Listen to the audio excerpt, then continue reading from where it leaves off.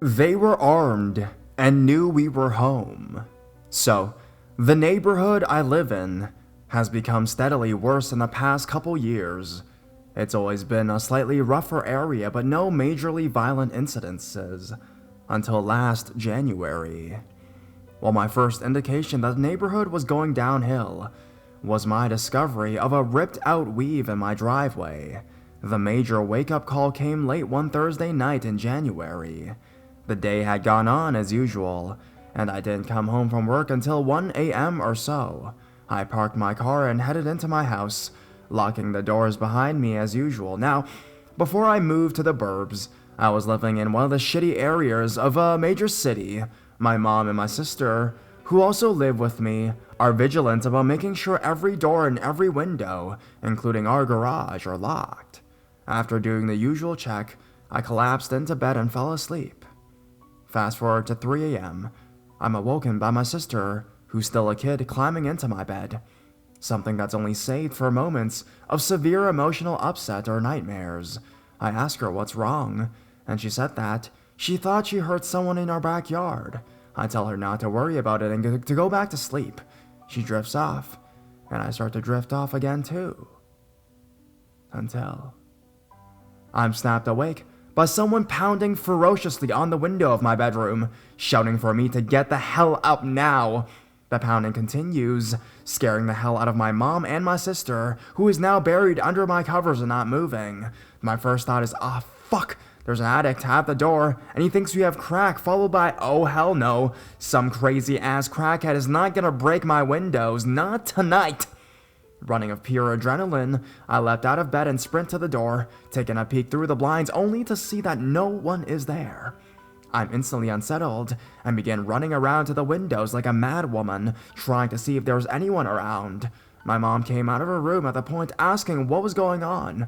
When the pounding began again, like any logical woman, I stride into the kitchen, grab an enormous kitchen knife, and fling the door open, intending to brandish at whoever is attempting to break down my door and windows and ask them what the fuck they're doing, and come face to face with the police.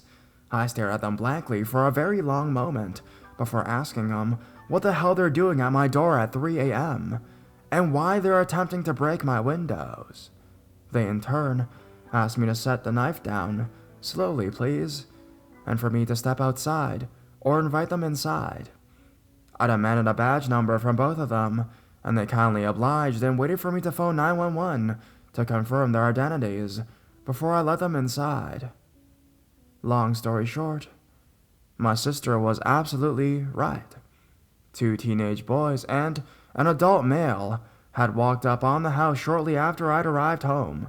The neighbor across the street called the police after she saw them attempt to open my car door, open our gate, then try the side door. The neighbor also reported seeing them try our large kitchen window before moving on to our garage, then on to the next neighbor's house. After which she called the police. The police caught them robbing our next-door neighbor's garage, and all 3 of them were armed to the teeth. Handguns, knives, zip ties, duct tape, the works. When the police asked them why they had tried to get into her house, knowing fully well we were home, they answered that they'd been sitting on the neighborhood for a while and knew that only women lived in the house. What could have happened to us that night still gives me chills.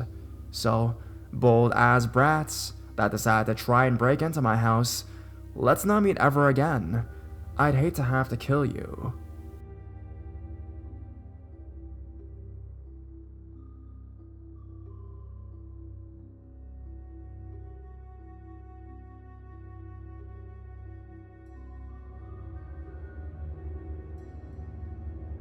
This is what happens when you don't have cops in your town.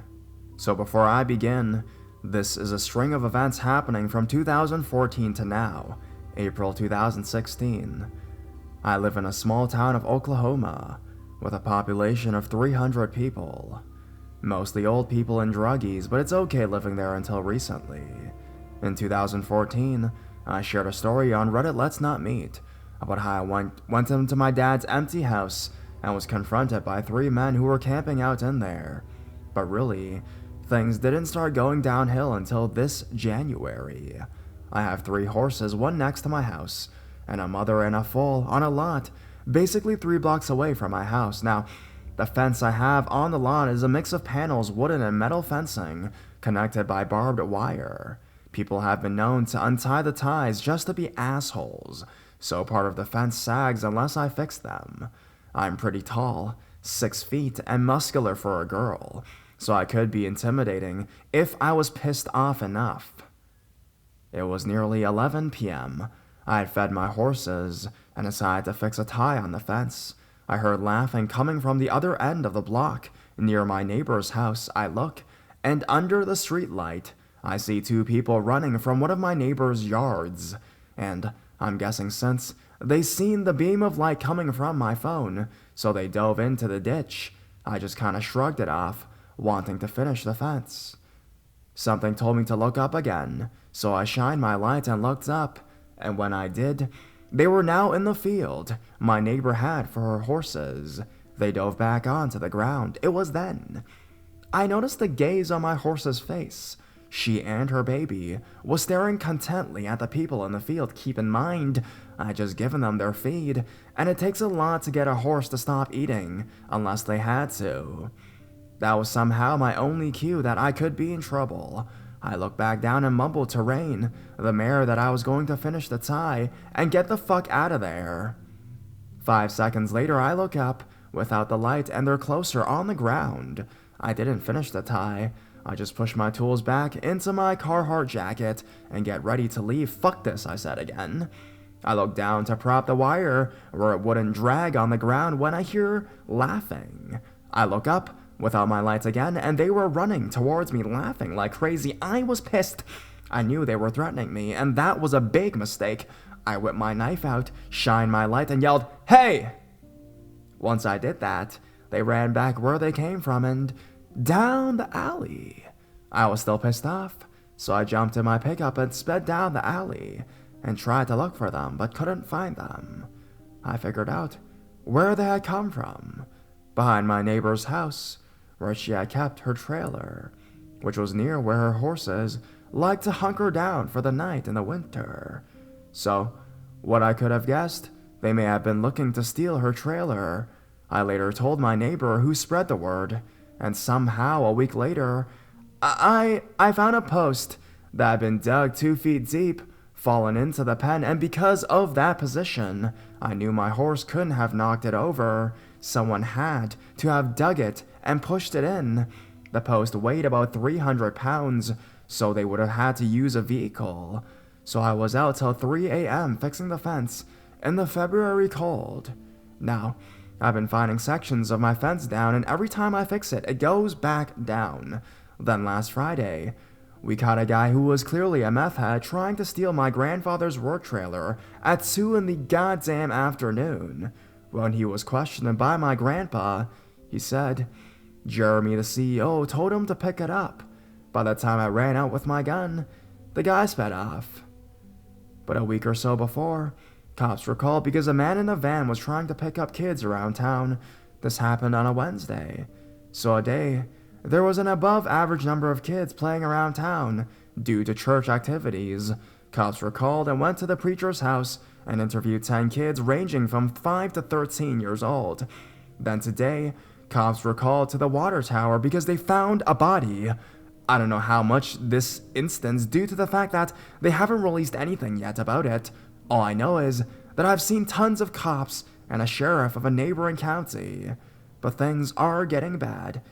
And with no law in town, the druggies and the sex offenders around here are getting braver. I'll make sure to update whatever shit happens next.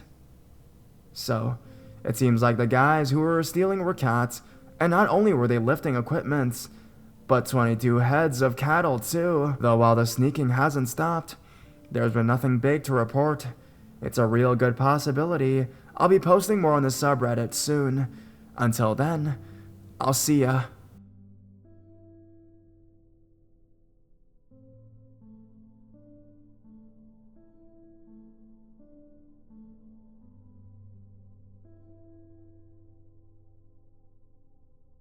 I give you money, you give me penis.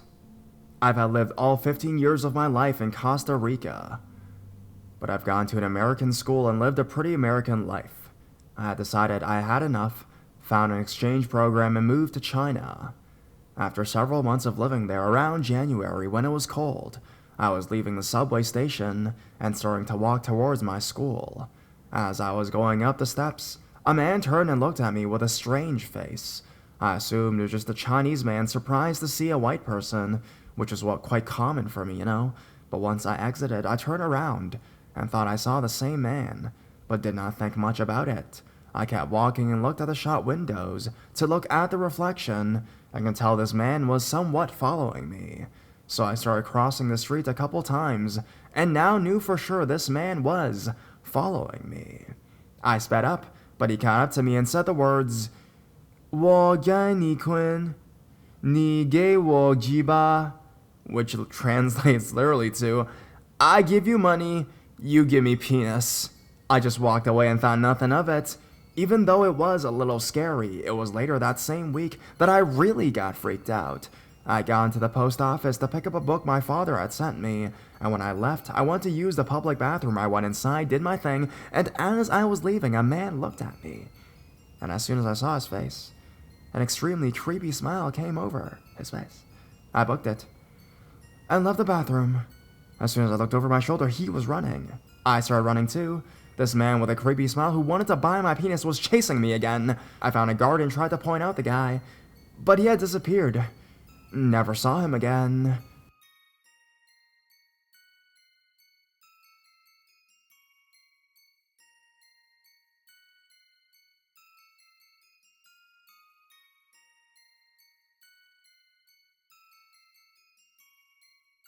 Creeper tried to follow me. This was in January of 2016. I'm female and 15. I'd gone up to the shopping center. That's about a 30-minute walk from my house. I had taken the bus up there, but it only stops at the shopping center once an hour. While I would usually take the bus home from the shopping center near my house, the bus wasn't due for another 45 minutes by the time I had done what I needed to, and my 10-year-old brother was at home alone. My mom has no problem with me leaving my brother home alone for an hour or two, because he can't take care of himself for that long. So I decided to walk back to my house instead of waiting basically an hour for the bus. On the way home, I saw a man, maybe about 40 to 45 years old, walking in the opposite direction to me. I was walking south, he was walking north. As he turned the corner to walk towards me, I got the impression that he didn't look right. Probably because as he was walking, he was just staring at me. As he walked past me, I got a sinking feeling, like when you're on a plane and starts its descent, and you get that weird feeling in your stomach. As I continued to walk, I felt like someone was following me. So when I got to a bus stop that I was passing, I made it look like I was checking the bus time, which gave me an excuse to turn around, and once I did, my heart started racing. The fucker had changed directions and turned 180 degrees to walk in the same direction as me. He was walking faster than he was before, and this freaked me the fuck out. I was close to the road that I would usually turn up to get to my street. I turned up the street and had walked about 25 meters up it when I heard a crunching of a chip packet that I knew I'd passed. He was still behind me. I decided I'd cross the road to put more distance between us and also get to the street that was across from me. From here, I could go a longer way home. This longer way home had a lot of corners, making following me a lot harder to do. This street also had a lot of teenagers who were at home due to it being summer holidays. So if the guy tried anything, there were a lot of people who would likely hear me screaming. Now you may be wondering, why didn't you just call the police? I've been stupid and left my phone at my house, so I had no choice of calling the police while walking. Even if I did have my phone, I probably wouldn't have called out of fear of provoking something. I'm about 172 centimeters, 5'7", and weigh 64 kg, 141 pounds. While my weight is mostly muscle, I'm not large enough to take on someone who's 185, roughly 6 feet tall, and looked like they weighed over twice what I did. So I was going along the long route. When I turned to look behind me, he was still there. This is where I started a plan to get back to my house. I turned the next corner and sprinted along the path as quietly as I could. I was on my house's street. If I was going straight home, I would have gone left, but I went straight ahead towards a smallish park that was just up the street from my house. The reason I did this was because I could go up through the park and around to get to my house.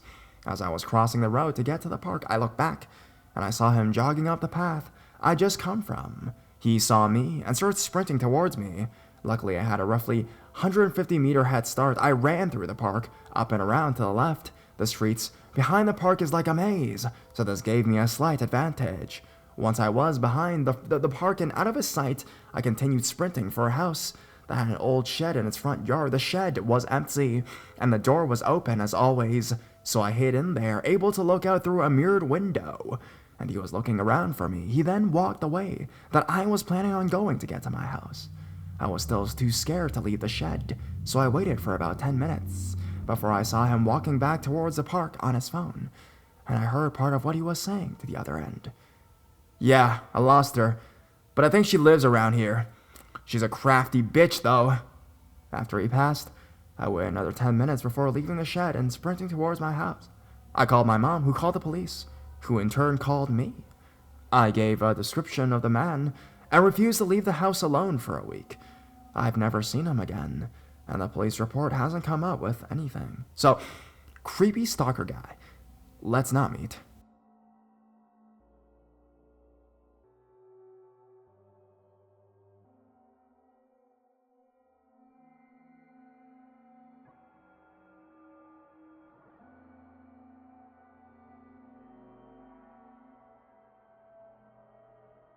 In need of advice. So a few years ago, when I first started dating my fiancée, this is relevant as you'll see, I get a Facebook friend request from a young Pakistani man. At first, I'm a little confused. I have no idea who he is or why he would want to friend me, but I get lots of unusual friend requests from people I don't really know. Sometimes this is for the worse, and I'll have to unfriend them, but I generally like to have some faith in humanity. And this kid seems to be a friend of one of my fiance's relatives, so I allow it. I hear absolutely nothing from this kid for the whole 2 years I'm friends with him, until January, and then suddenly he sends me a little emoji. It's kind of like the emoji with like the open mouth, confused, shocked emoji. I just say hi back, thinking it would be impolite not to say anything at all, and he strikes up a conversation, and suddenly out of the blue, he asks for my age.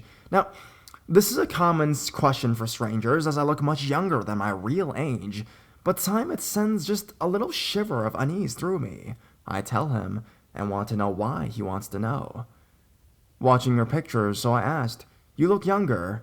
The guy with the res cap is your..." I tell him, "The guy in the picture he's probably looking at is my boyfriend," and he proceeds to say my boyfriend is lucky, wants to know if I'm going to marry him. That was basically it for a few days, when he starts asking about my boyfriend again. And then during this conversation, he starts calling me baby and dear. He tells me how happy he is to talk to me, and that I make his day so much better. And then he asks if I'm alone. Confounded, I figured him being a few countries and a giant fucking ocean away, he can't really come find me. I tell him I am. And then he goes on to tell me all about this girl he's falling in love with at college, but he can't talk to her because of the constraints in his country. He wouldn't be able to talk to her alone, but he would send me pictures of her. Baby? I figured he was just being friendly, but when I relayed the conversation with my mother and sister, they were both alarmed. They were both of the opinion I remove him as a friend at once. I told my fiancé as well to get his opinion, and he told me to just not reply if the guy gets back in contact with me. Looking back through the conversation, it kinda does make me cringe. I generally don't enjoy being called affectionate monikers by men I don't know, unless they're old enough to be my grandfather, but not baby. I'm known to be a little prudish though, and I wonder if I'm overreacting.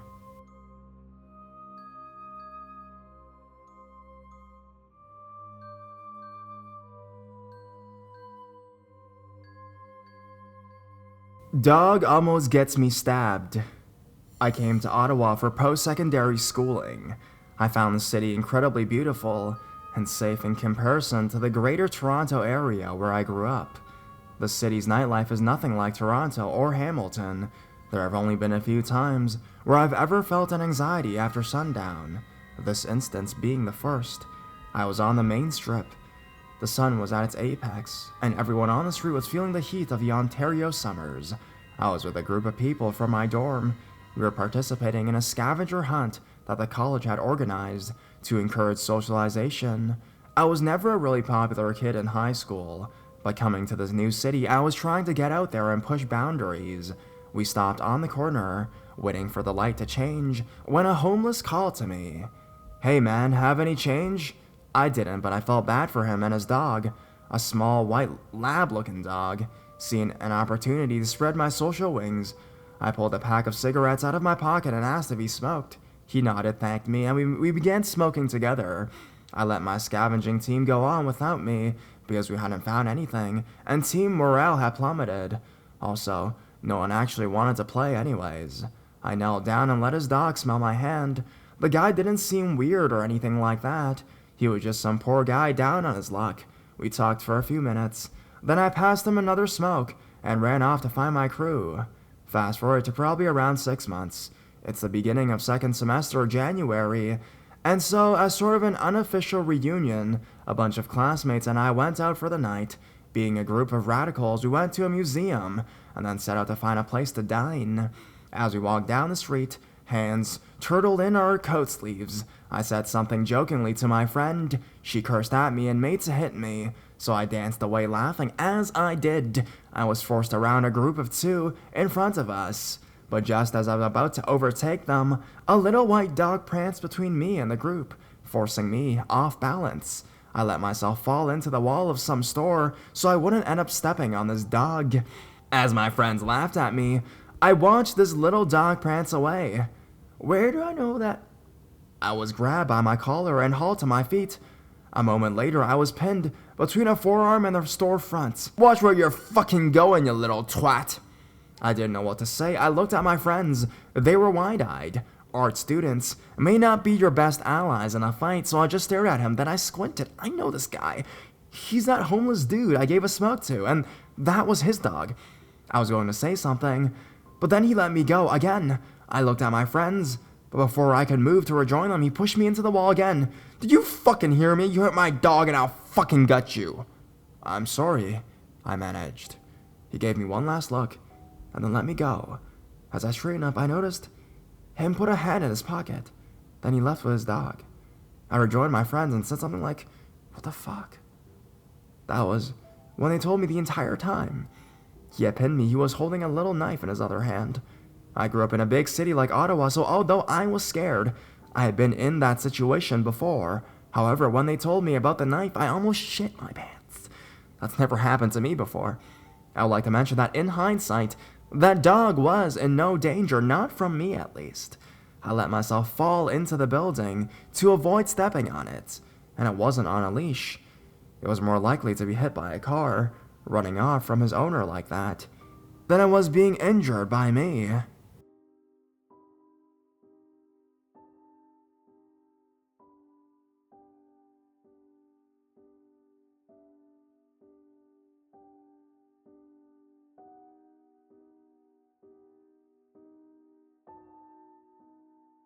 The saga of my panty-snatching future housemate. I subscribe to the sub in a timely manner, because I'm getting creeps on all sides these days. This is a long one, prompted because today I found out I'll be living in a campus house with a guy who has given me the serious willies for 2 years, and almost certainly stole a pair of my underwear. My story begins with freshman orientation, as I am about to attend a mandatory safe sex seminar. I started to enter the auditorium with my boyfriend at the time, Nate, but a guy dropped his bag and spilled all his shit, so I stopped to help him.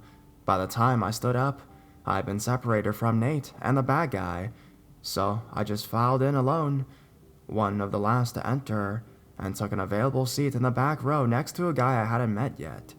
I introduced myself, learned his name was Elliot, and we had some light chat before the seminar started. He seemed nice enough, just awkward. Throughout the seminar, Elliot tried to joke with me, some of the jokes being a bit off color but not really alarming. He shifted a lot and was kind of in my space, brushing against my arm or my leg, but I shrugged it off as accidental. At one point he noticed I was cold, and offered me a sweater, which I politely declined. Finally, the seminar ended, and as we stood up to stretch and leave, he turned to me to say, "So, sex?" I laughed a little, assuming it was a poorly executed joke, and he laughed along for a few seconds before saying, "Yeah, but really, you want to come back to my room?" I spotted Nate, sputtered a quick, "No thank you," and bolted. Weeks later, Nate and I saw him sitting alone in the cafe at dinner, and I said we should sit with him. I felt bad for the guy because I'd seen him around campus, always alone, and I didn't hold the sex thing against him. How would he have known I had a boyfriend? I guess I could respect him for being bold. Besides, otherwise, he seemed nice enough, and I'm pretty good about giving people chances. So we sat down, I introduced Nate clearly as my boyfriend, and we tried to have a chat. Thing was, Elliot ignored all of Nate's attempts at conversation and would only answer to me. As the year went on, I saw Elliot with more frequency, as he and my boyfriend both became members of the campus LARP club, which I accompanied Nate to on occasion. Elliot would always approach me and conveniently forget all about Nate. "Sorry, who are you? Oh, so you guys are dating. What was your name again? Nice seeing you. And you too, Nelson." Somehow, Elliot also became loosely integrated with my roommate and our close circle of friends, so he became an occasional drinking buddy of ours, despite my roommate having no idea how he'd gotten her number. There's a party where it is customary for the man to dress in drag, and several of my guy friends were borrowing clothes from the girls in our group. Elliot remembers a pair of hot pink booty shorts I'd worn a few times and asked to have them. I was a little hesitant, but agreed as I lost weight and wouldn't be wearing them again. We went up to my room to get the shorts, and out of nowhere, he asked, "Do you have like a bra and maybe some panties I can wear to make the thing authentic?" My response was, "No way." But he kept pressing, so I told him off with, "My bras are too damn expensive for you to borrow for a costume, so if you're that serious, trot on down to Walmart and pick up some lingerie up there." Next came the campus Halloween party, in which I dressed up as Misty. I was high as balls that night and lost Nate for a little while, but still had friends around, so I felt safe just dancing and doing my thing. Next thing I knew, I had this guy grinding on me, which I just kind of rolled for a minute because, party, until there were hands on my hips and fingers sliding the strap of my suspenders off my shoulder. I pushed them away and drifted to dance with some of my female friends, wanting to get away but not really cause a scene. That is, until I felt hands on me again, groping me all over. I turned around, saw it was him, and note right the fuck out after telling him to fuck off. I didn't go back to the party, and the next day he sat down with me at lunch to apologize. I made the mistake of telling him not to worry about it, and promising not to tell our friends, but I decided I tried to keep my guard up around him in the future. Now we approach my birthday in January, and the start of our second semester, in which I began drinking way more frequently than I should have been, and made some poor choices involving this guy. My friends threw me a huge birthday party. I was hammered, of course, and somehow this guy shows up. I didn't want to be a wet blanket, so I told my roommates not to make him leave. I excused myself from the room to use the restroom, and in the meantime got a little distracted, drunkenly taking my time to walk down the hallway on the way back.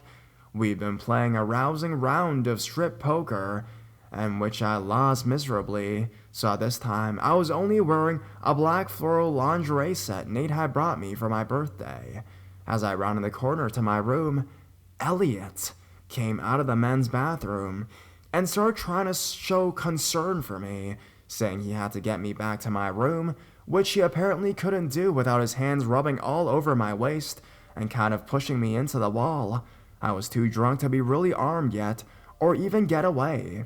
But my upperclassman friend Jack came around the corner, saw what was going on, and immediately said, "Hey, where are you supposed to be? Where's Nate?" Then he got me out of the situation and back into the room. Elliot left the party shortly after. The next day, I was on my way to one of my male dorms to hang out with a friend, and ran into Elliot just outside of my friend's dorm. He asked if I liked cupcakes, then walked off as soon as I said yes. I thought it was weird, but went up to my friend's room, got distracted with something or another, and wound up forgetting about it.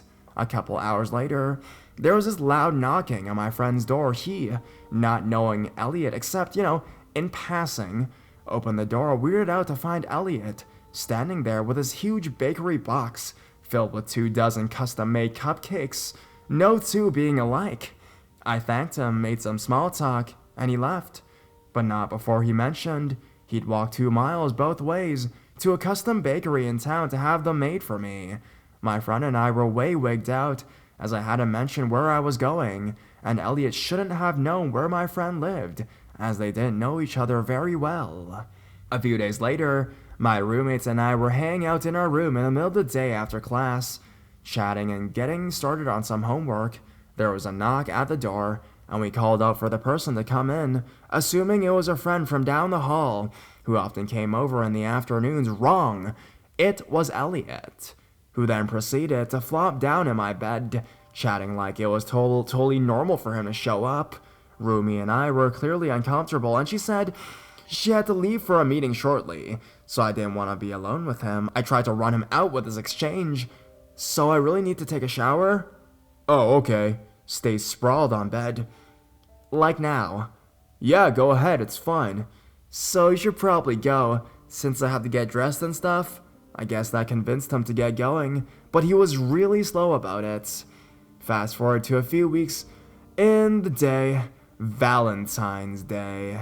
I'm trying to get ready for a date night with the boyfriend, and I cannot really find the panties to the floral lingerie set anywhere. I practically tore the room apart, and still nothing. Later, we were at an apartment party, and he was in attendance. We had a game of strip Jenga going on in the kitchen, which I enthusiastically wanted to play, before I realized he wanted in on it too.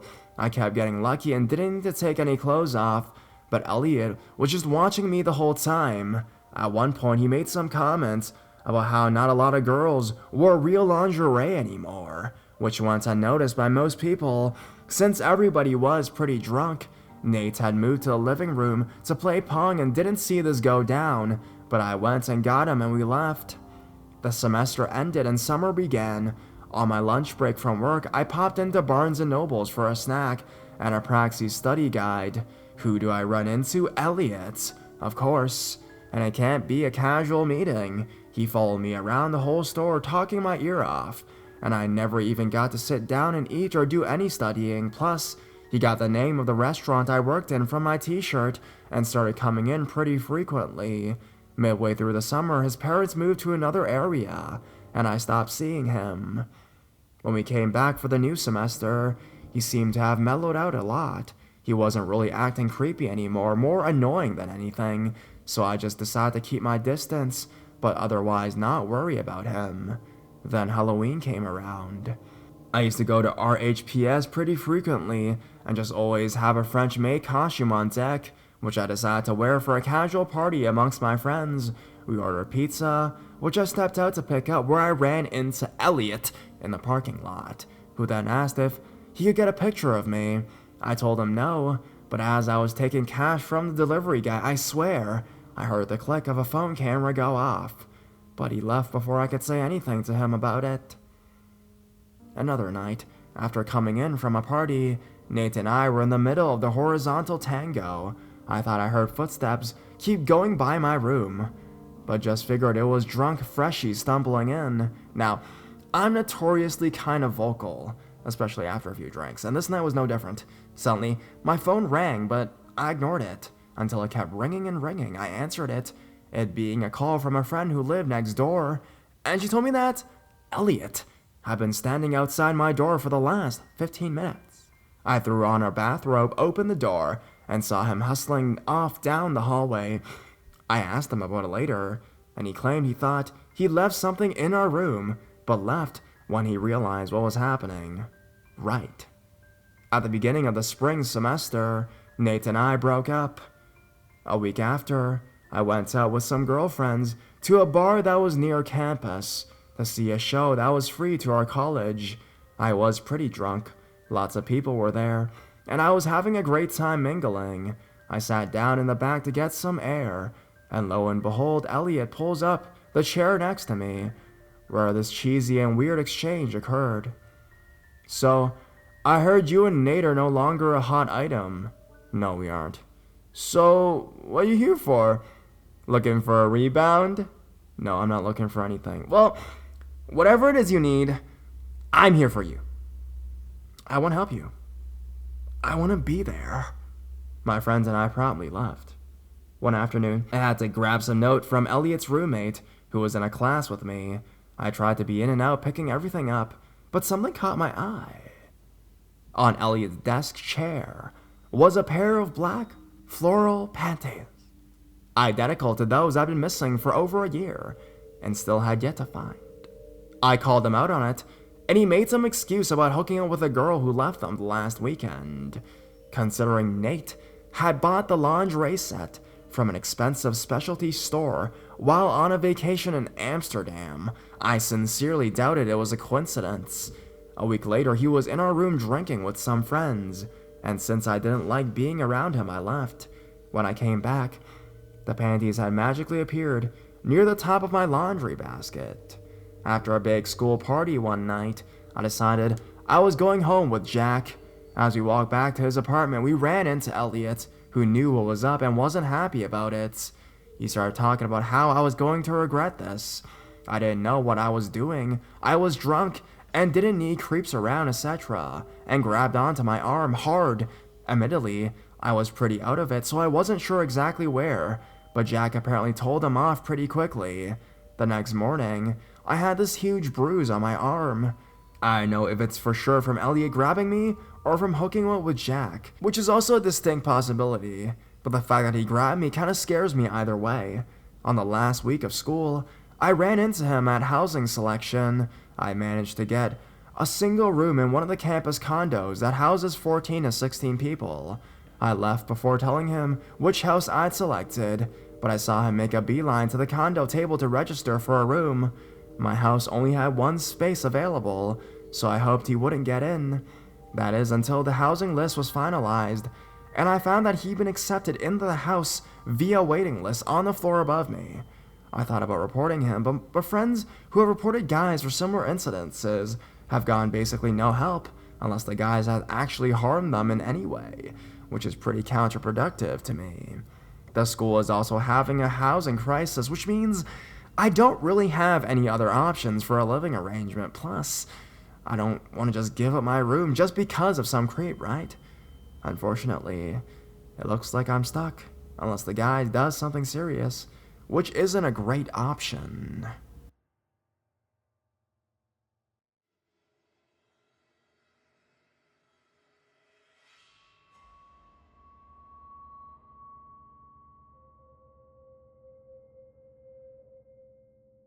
I guess you can call this a one-member fan club.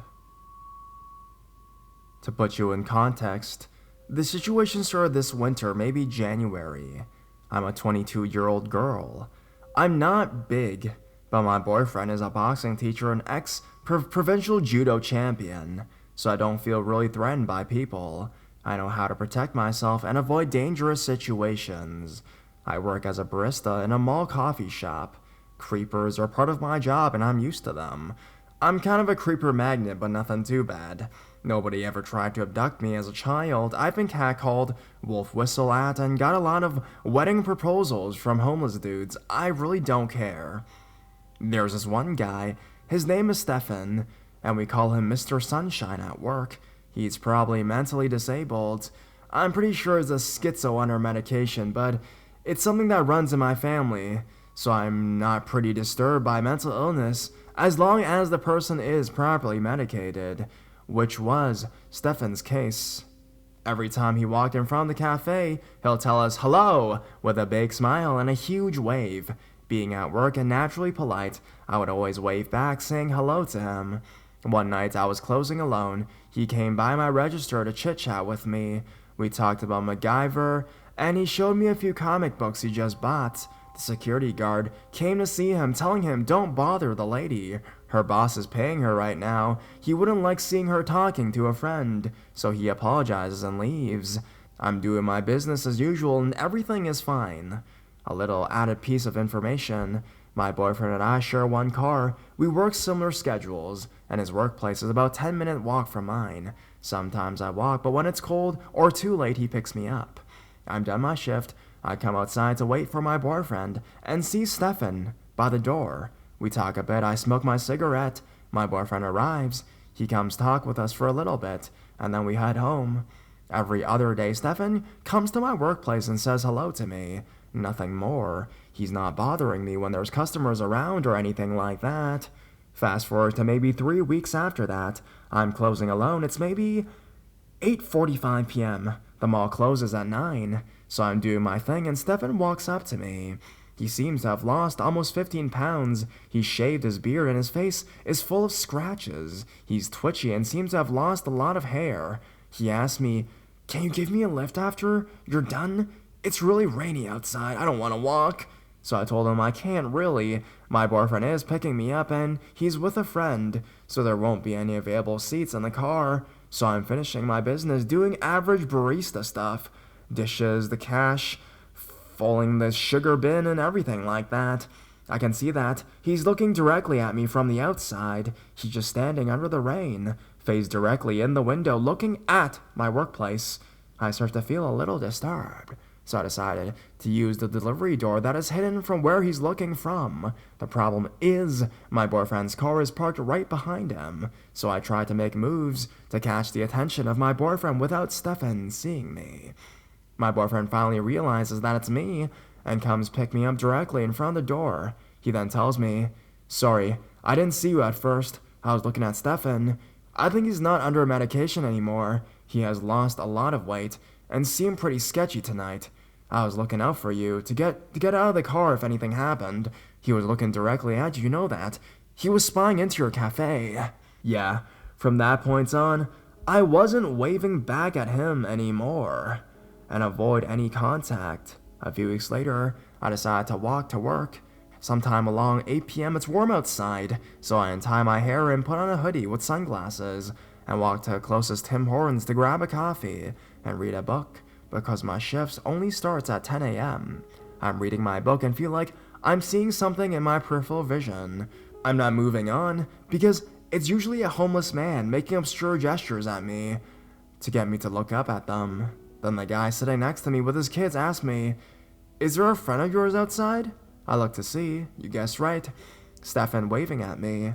I just head nod and start reading my book again, in the hope he won't come inside. I'm literally mumbling, "Don't come in, don't come in, don't come in," under my breath. I was lucky he didn't come in. So a few minutes later, I put back on my hoodie, untie my hair again, and put on my sunglasses and head towards the exit. The Tim Hortons is almost in the parking lot of the mall, so it's less than 2 minutes walk. I walk into the parking lot, and I see him heading towards the Tim Hortons and looking through every single window. He seemed really agitated, so I quickly walk into the mall and start my shift. A few weeks later, I've been promoted to temporary manager of another location, a 2-minute walk from the mall and a bus station. I work the diner shift alone and have to handle some 30 customers in a 2-hour span time. The rest of the time, I'm doing prep work, cooking, and paperwork. Usually the only customers I have around these times are the delivery guys from the bus company, bus drivers, and the mechanics that work in the garage. I was in the kitchen when I heard the tone of the alarm system, notifying me someone has entered the space. So I head to the front part of the cafe to see. Yup. Stefan. He's even more skinny and have numerous cuts on his face. He starts talking to me, making weird eye motions. So I press the button of the timer I have on my waist to make it ring and tells him, "Oh, sorry, I have to go. My muffins are gonna burn otherwise," and stayed in the kitchen until he's out. My friend L, the delivery guy, came in and asked me if I know the guy because he was a little shady to him and he didn't want something to happen to me since I'm always alone and they can't hear me if I'm inside the cafe. L is almost like my dad. He's 54 and one of my best friends. It's been a month or two now that I'm working at the bus station. I have so much to think about, so Stefan is completely out of my mind. I have a shit ton of work to do because my ex-manager messed up, basically. So I'm having all these problems with me when one day I decide to look outside. and Stefan is outside. I'm like, oh man, really? I can't have a good time, I can't have a normal time. So he's just standing still in the windows watching me and waving nonstop. I see him going away and talking to the grill guys who were outside, and he finally went away. It's been more than half an hour that he's gone, and I really feel like smoking a cigarette. I decided that day to head outside, since it's full of people even if it's 11 p.m. at night, since there was a party event going on. I lit my cigarette and started looking at things on my cell phone. Just the average I'm smoking alone shit. I see that there's someone on the sidewalk, not moving. I just look up and see Stefan looking at me with his big shit-eating grin and totally empty eyes, just like he's catatonic or something. I started texting my other friends and telling my boyfriend Stefan is outside. I'm scared. He's looking at me and not moving. There's other people outside asking him what's wrong and why he's just staying still like that. He's not even looking at them, still looking at me, and my bare legs just not moving. When my boyfriend finally came out, he just took off running. That was the last time I've seen him. I'm still scared to go out alone, on foot, downtown. Luckily, I'm living outside of town, and you really need a car to come to my neighborhood, so from now on, every time I have to walk to or from the job, I'm making homemade brass knuckles out of my car keys, clutching on my mace and make sure my face is barely visible.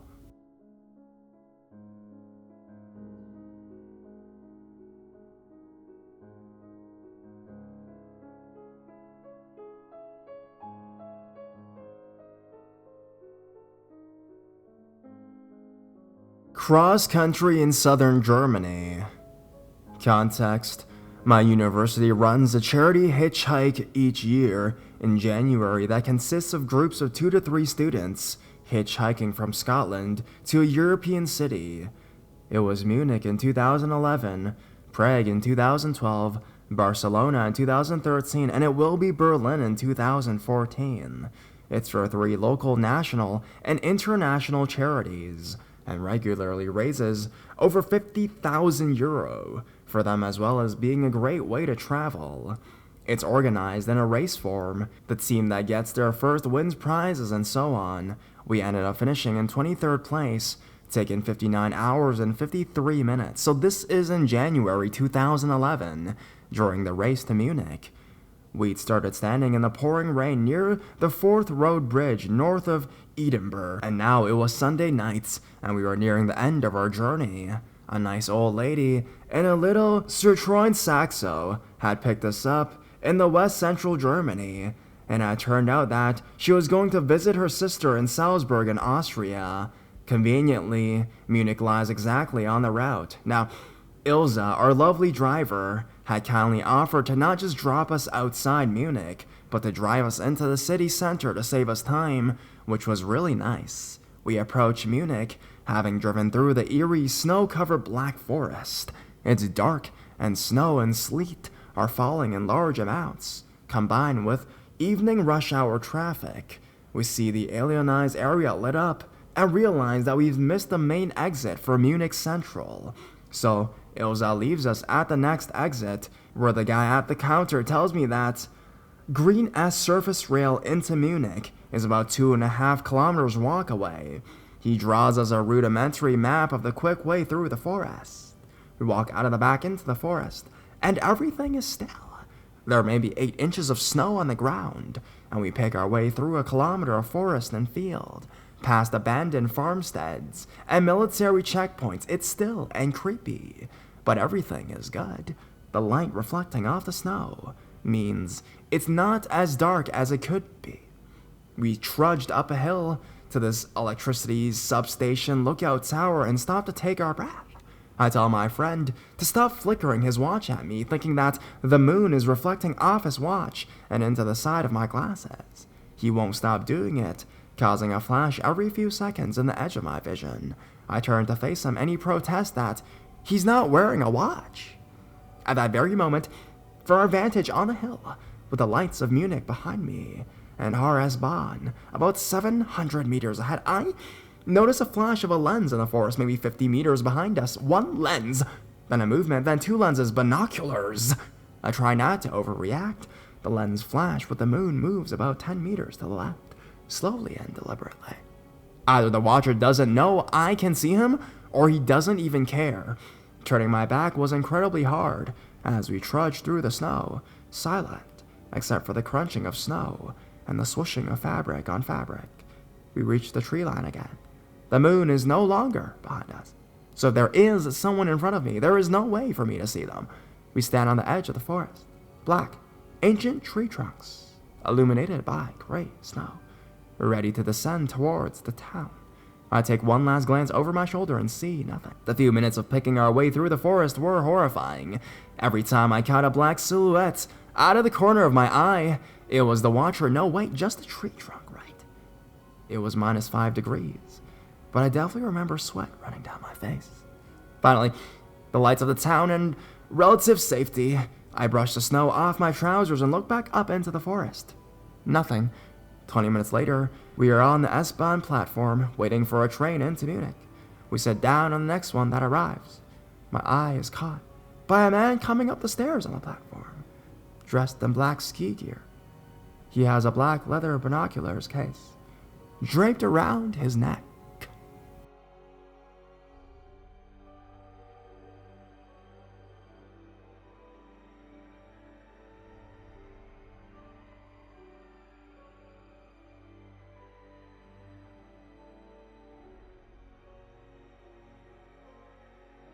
Creepy stuff going on at the home front. Well, this is my first time posting, so here goes. This is going to be a long one, but I feel like all of this needs to be said. Thanks in advance. Background information. My husband and I moved into a very nice trailer out in the country, and we have 14 acres of woods behind our house. We're renting out right now, and plan on buying a home with a nice plot of land at the end of the year. As for neighbors, there's a nice church-going couple who lives next door, and another couple that lives down the road from us, and they're also very nice. Outside, we have our front porch and our back porch. Both have feral cat shelters constructed on them, as I do cat rescue, and it's been extremely cold here lately. Seriously, we had a bit of an ice storm. I don't want those poor stray cats to get cold. Under the porch is made for dogs to get in just in case. Now, our landlord is an elderly man, and he and his wife have the type of dogs we can have restricted. No big or violent dogs are allowed due to homeowners insurance. We own a pit bull, so it's at my granny's house. So, the only dog we have is a Chihuahua named Jose, and a stray we rescued this weekend, whom we've named Lady. Now, fast forward to late January, the 29th. Actually, my granny's husband passed away. The husband and I took on staying with her for a week, so that she wouldn't be alone, regardless of the fact that he'd been in a nursing home for the past year. Emotions do things to people. She needed us. After a while, my sister had a car accident, flipped her car 3 times, and was thrown from it. The car landed on top of her and nearly killed her. Thankfully, it didn't. I know what I would have done if I lost her, too. She was airlifted to Vanderbilt Hospital in Nashville, so we were back and forth between Nashville and my grandmother's house, all the while running back to our place to keep the animals taken care of. For the record, just before anyone tries to say anything about what happens next, all of our animals have self-feeders and waterers set up throughout the house, and our neighbors were kind enough to take care of the outside cats for us. We knew they were well taken care of. We had a big ice storm hit. Well, big for our place anyways, considering we were staying at my granny's. We couldn't even get out of her steep gravel driveway, much less out of our house.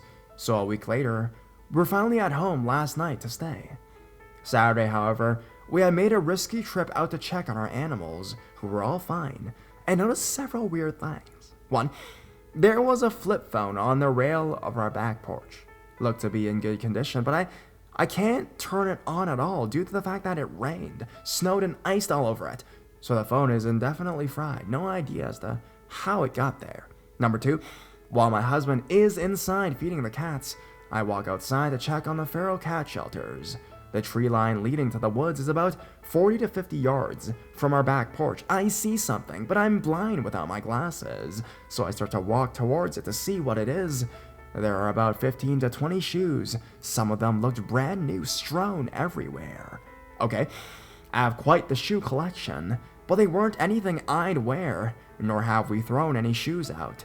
There is a dump off back in the woods, and I thought maybe an animal had dragged them up, but that thought escaped my mind pretty quickly when I noticed that there were also shoes tied to some of the branches hanging above my head, higher than I could reach. I'm only 5'4", but seriously? They were male and female shoes, and ranged from different sizes, even kids' shoes.